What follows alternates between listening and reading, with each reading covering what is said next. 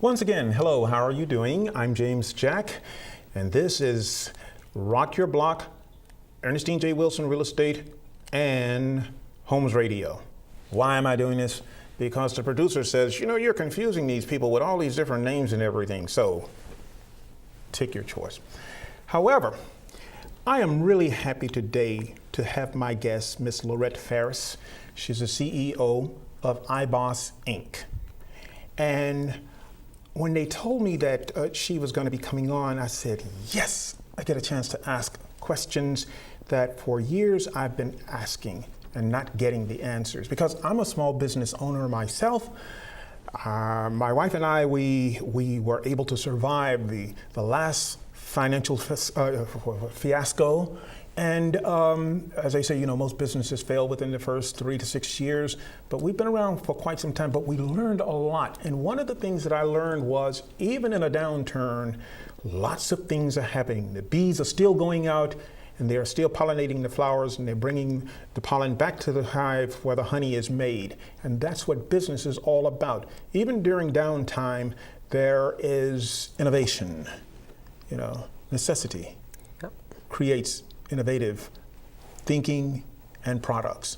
And my guest, Ms. Lorette Farris, who is the CEO of iBOSS, finds those people, or they come to her and they say, I have an idea, or I want to do this, and I need money.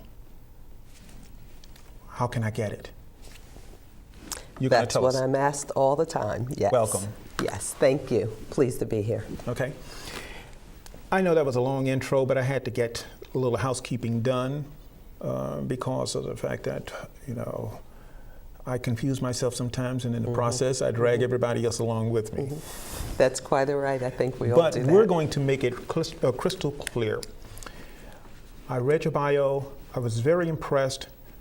Business brokerage, mergers and acquisitions expert, helping the people raise money, venture capital. How did it all come together? Tell me. It came together. I started in investment banking, but when I came out of investment banking, I did consulting for a small community on Long Island. Doing the consulting for those small businesses led me to really want to help them transition out or grow. Small businesses in the sense of? These were truly your mom and pop businesses. Not there the was a tuxedo shop. No, not the multi-million. These are individuals, let's call them solopreneurs. They're lifestyle businesses. The corner diner that really just does coffee and bagels, or the little tuxedo shop. But employs 2 or 3 people. Exactly. That is exactly Necessary. right. Right there in the community. And, you know, they work with people regardless of what their backgrounds are or whether they may have served time, or, you know, so they're the ones that really have the engine running in the community. They have served time. You can look at them with a squint. That's exactly right. However, yes. But you know that when you live in the community, you know the people in your community. So those you want to try. So trying to help them was a big concern for me. A lot of them didn't realize they didn't have to let their business go out of business because of a sickness or whatever the circumstance was. Sell your business. And I was surprised that was a new concept within the communities. So the consulting morphed into business brokerage. Now, you said sell your business just to, you know, do away with any semantics. Selling your business could be marketing your business, or it could be finding someone who wanted to buy your business because you've decided either to retire or move up. What is sell your business? And that you hit it. That's exactly right. It could be that you find, if you own a little tuxedo shop, and those are when you have your proms where people go just to rent the tuxedos. You have a little tuxedo shop and you want to transition out. Either you can find someone else to buy it and continue to run it as a solopreneur, or you can find a bigger company that has a tuxedo shop that would like to be in that community, and you get them to take over the business. Maybe you keep some piece of ownership, but there are various ways for those same businesses to figure out how to transition instead of just closing shop and they get nothing. I'm a small business. I don't have time to be looking for someone to buy my business. I don't know anything about someone coming in and telling me, I mean, all of this is mumbo jumbo. How do you make it clearer to me and other people who are in that position where they're saying, I worked 10, 15, 20 years to build my business. I don't want to just give it away. What do I do? And that was exactly where a lot of these businesses, the position they were in, they didn't think they had time to do it. They didn't think they understood enough, only because they never had anyone that they had those conversations with. So there's two ways that I go about doing things. Helping you to understand what you can do yourself to make it happen, or as an agent doing it for you. So at the time, as a business broker, I took on finding that potential strategic partner that they might take over some part of the business, or actually finding another individual that wanted to buy their business. But that's what business brokerage is, on the ground, more in the communities, working with the smaller businesses that are trying to buy and sell. So it's sort of like commercial real estate, where you know, someone comes to you and says, I need 15,000 square feet, find it for me, I don't have the time. So I go out and I look for 15,000, 20,000 square feet at the square foot price that's marketable, you know, at market price. Right. So what you've done is you combed through the catacombs, as they say, and you found someone that's exactly a match or a potential match for them. Education, that's what you do. You educate first, and if education is not the only thing, you go into the back room. Exactly. And that's exactly how it winds up happening. Is, you know, this small company, they knew they needed to do something, because again, either you're going to close down shop, and you know what that means as a small business owner. Sometimes that is the only source of revenue that is coming in. But again, if you don't have enough revenue, you got to make a decision one way or the other what to do. And so when they reach those crossroads of what to do or how to do, and that's why I said to you initially, I was surprised so many didn't realize there was an option other than just going out of business. Okay, so now that you've talked to them and told them you have options, and they say, well, how many options do I have? And so you give them more or less a reasonable presentation of what is there for you. Right. No pie in the sky, you know, no primrose path. Realistically, this is what you can do, and that decision is yours after you learn how the process is done. Right. So we're at the point now of where you're sitting down and you're talking to them and everything. They're asking you what type of time frame are we looking at on average? Right. What would be your answer? Okay. The average, as in real estate, you don't specifically know, but the general framework is anywhere from, say, 3 to 9 months to find a real candidate, go through all your due diligence, and then close the transaction. And what I didn't answer for you before was, yes, that process is just like doing a real estate transaction. And a lot of times you'll find some of those local businesses for sale on MLS.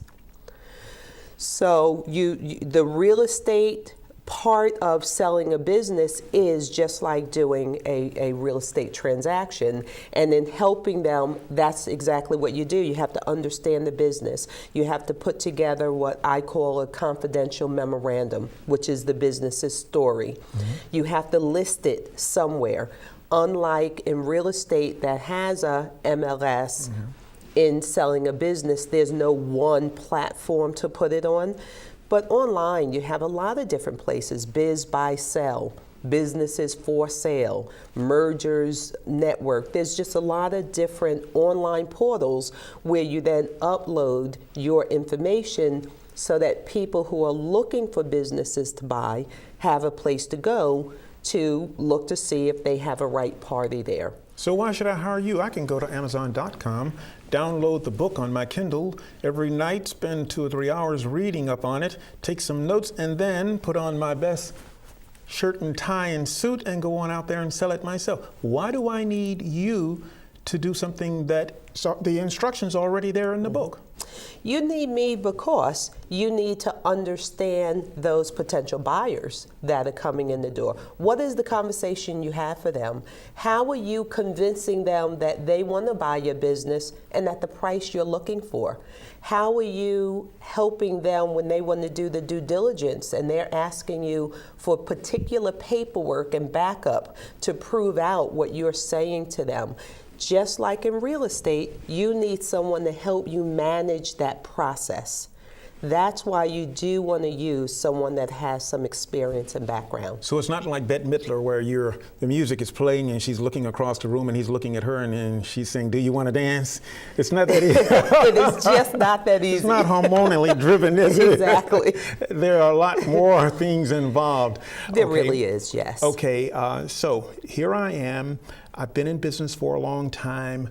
I've watched the market go up and down, up and down. I've survived. In other words, I've been able to hold on to 75% of what I had before the recession started or before more competition came in, to take over. What I want you to do when we come back is I want you to tell me, someone who sat there and thought to myself, you know one thing, you're a genius. Not only can you do this, but we could create another business and have ancillary capital coming in. How do you, when we come back, I want you to explain, how do you listen to someone like me and say, yes, there's a possibility that you can branch out and you can do it on your own with my help. Okay. You think you can do that? Absolutely. When we come back, we'll test her absoluteness. My guest, Ms. Lorette Farris, CEO of iBOSS Inc. I'm James Jack, and this is Rock Your Block. To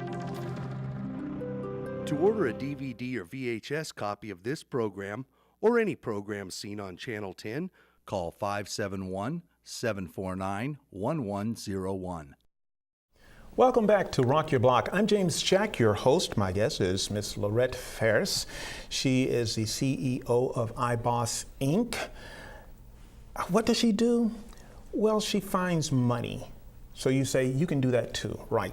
You could probably win the lottery tomorrow night or whatever. We all feel that we can do whatever we want to do. Few of us are like Willie Sutton, can just walk into a bank 40 times, rob the banks, and then when they ask, well, why did you rob the banks? And he says, it's because that's where the money was. So you know where the money is. I don't know where the money is. I'm sitting there. I'm thinking to myself, I got this great idea. Technology now has made it possible for me to do something a little, akin to real estate, but it gives me an opportunity to do something that somehow the other people, well, there's always somebody else who's doing something that you think that you're the only one who's doing it, and then you find out, no, they didn't steal your idea, that's just the way it is. But you have this great idea, and you're ready to make it work, but you don't have the skills. Someone calls me up, tells me about you, or I see you on YouTube or on the cable channel, and I say, I think I'll give her a call and have a little talk with her. And how do I prepare myself for that first meeting with you? You prepare yourself by really understanding what you have in front of you. You have an idea, what else do you have? Is the company already set up? Do you already have team members in mind? Do you have some sense of where you're trying to go? Do you have a business plan? Do you have an executive summary? Those are the things you want to think about. However, I like to work with companies and individuals from the ground up. You have an idea, let's talk about it. What are you trying to do? How are you trying to do it? Because the first thing I have to get a sense of, is this an idea that is going to be palatable to investors? Or is this an idea that's going to be a smaller venture that maybe you can't get the same level of investment dollars into it? I don't like the word investor. Okay. They scare me. They're like lawyers. You know what I mean? They sit on the fence and wait until they think that you breathe your last breath, knowing that they have what you need to bring you back to life. But they are necessary. Tell me the positives about they are investment. necessary, and I think the picture that a lot of people have is just as you laid it out. And I think it's because what you hear in the media and in general is about venture capital, and I think it's a level of misunderstanding. In small businesses, you're not going to get venture capital. In small businesses, you'll get angel investors. And they even try to change the name to make it a little lighter from the comparison you just made. But angel investors really are patient capital. Angel investors are high net worth individuals that like working with small, young startup companies. The company, though, just has to find the right investor for what they're doing. That's how your Facebooks and... Well, yes, there's a lot going on in the Facebook world. Early on, though, very early, before they were even called Facebook, it was just an idea. When it was just an idea, still, if you don't have the money yourself, if you don't have friends and family surrounding you that can support your idea financially, either you figure out how to get to that next level of capital, or your idea is just going to sit on the shelf. Okay, so I don't have the time to do that. I get up in the morning, get the kids off to school, I work all day long, I come home, I got to watch 2.5 Men or whatever, Steve Harvey or something like that. I'm mindless. 11 o'clock at night, it comes back to me. I need to sit down and try to figure this out. Right. So should I spend my time doing that, or are you going to spend your time doing that for me? I am going to do 75% of it for you. Okay. I'm going to help you understand the 25% you need to be doing. Because that investor on the other side really doesn't want me, he wants you. You're the one with the idea, you're the one with the company, so we have to make sure you can frame it right and understand how to work with that or those investors. Okay, so I interrupted you when you were talking about the investors. So there are other people involved. There are other programs involved. Tell me more about that. So the part we didn't mention is you have this idea, you need to reach capital. There are different types of capital. So it's going to depend on which capital we're looking to go for the investor on the other side. For instance, in the beginning we talked about buying and selling. When you go beyond business brokerage, you're really stepping into mergers and acquisitions. Almost similar, just bigger companies, bigger dollars, bigger deals. What happens is you as a new young company, maybe you want to figure out yourself how to do an acquisition instead of just raising capital, because you want to open a t-shirt factory. Okay. You need the factory. So you're going to buy property in order to put your factory in. But guess what? What if there were 3 other small businesses that produce t-shirts?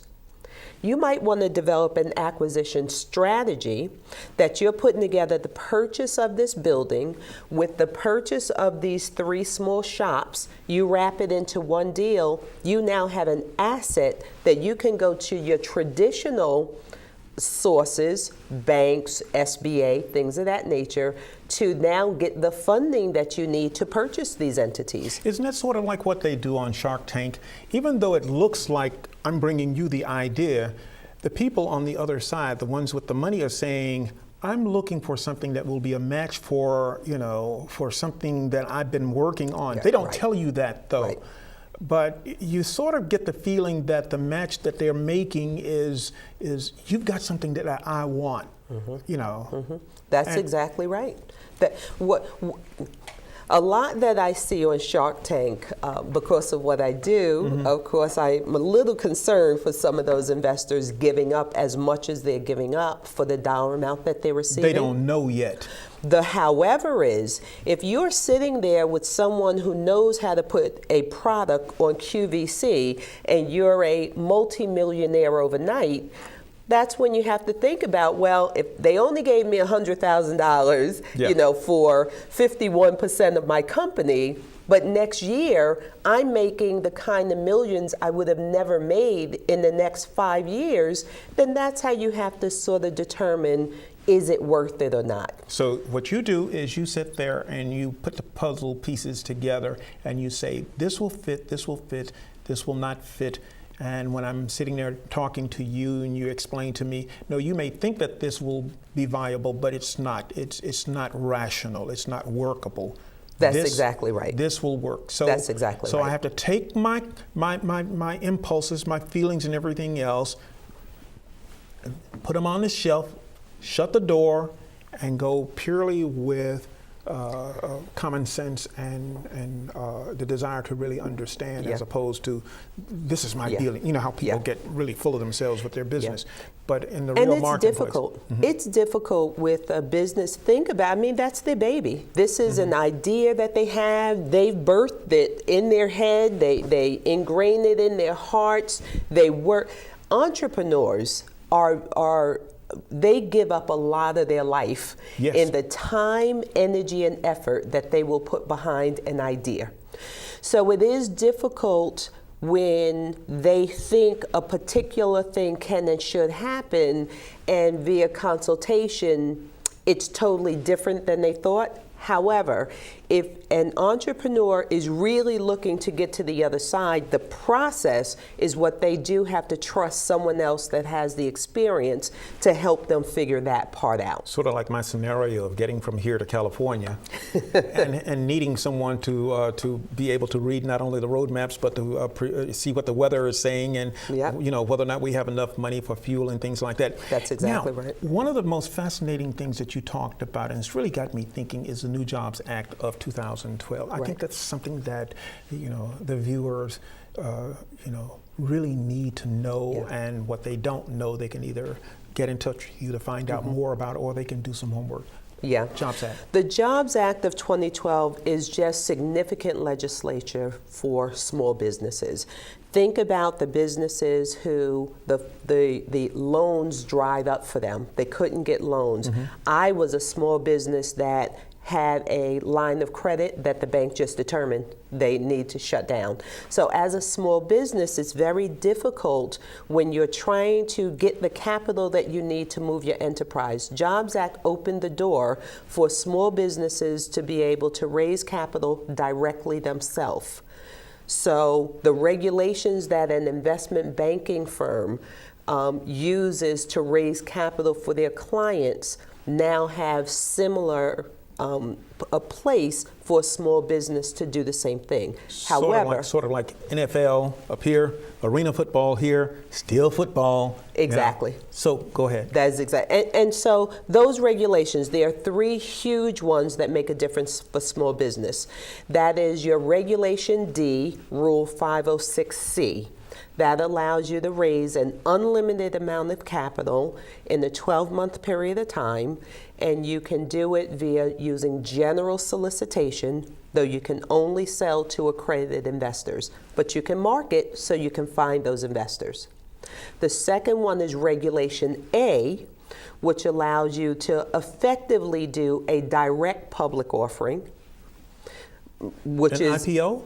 So it's a DPO because you're doing it yourself. Yes. Exactly. IPO, initial public offering, DPO, direct public offering. So you, the small issuer, can do that yourself.